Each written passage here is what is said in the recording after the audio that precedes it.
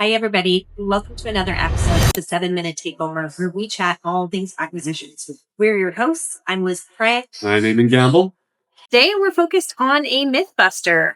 Do you need more than one lender at the table?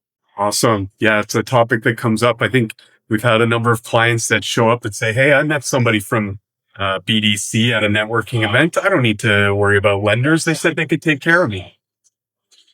And it's always helpful to have more than one party at the table. You know, when you go out to get a quote for a service or a supplier, you're always shopping around a little bit. So that's one of the points we want to focus on today. Another point that we want to focus on today is the banker versus the bank and the human that's at the table and the relationship that you need to have with them. And then thirdly is that competitive tension and where some of that can be healthy. Right. So we're kind of starting from the assumption here, but that maybe this myth is already busted and we're already talking through how it may not be true. Like you said, Liz, I think it's pretty natural for people that have been in the entrepreneurial space to know you should be looking at more than one supplier. And so we're going to break down why specifically that matters in business lending. So, the first problem that you mentioned is that banks in Canada, despite widespread misunderstanding maybe on this topic, are not all the exact same. And they are not completely interchangeable. So, the underwriting for business acquisition loans can be difficult. It's lengthy. They have to put a lot of work into it. And so some banks actually don't even start looking at these deals until they reach a certain size. So if you're doing an acquisition loan need an acquisition loan for $1 million, you may be talking to BDC and one or two other banks. Whereas if the loan you're looking for is, $5 million, you probably got everybody. You have more options. You got more options. Yeah. And then, the other thing is at any given time, a bank may see certain sectors as being higher risk and they've just got reduced appetite for it.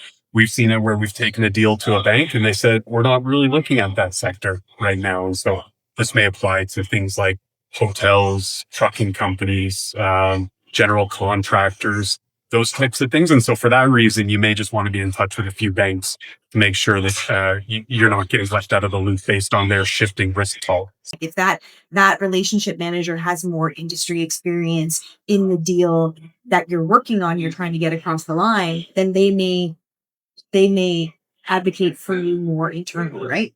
Yeah, speaking as a former commercial banker, if you know an industry well, you can communicate the attractiveness or the riskiness of a deal to your risk partners a lot more effectively and, give the client a lot higher likelihood of closing the deal. The other thing is some bankers are just hungrier. They just want to do a deal. And you'll find some that maybe are just a bit busier that week and don't have the time to really get to know you and the deal. And they'll end up putting out something that may not hit the mark.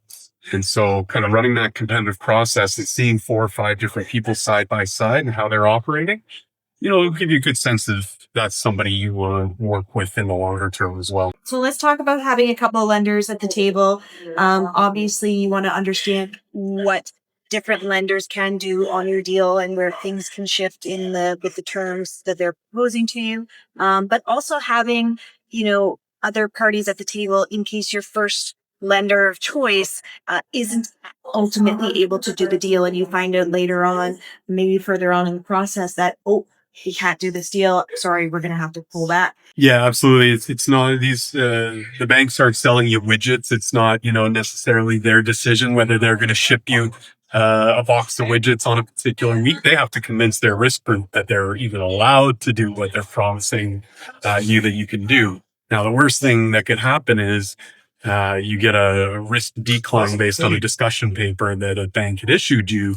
And all of a sudden you're back to square one and you've got to go out and meet a new banker and explain to them why you're only coming to them 2 months after you signed an LOI.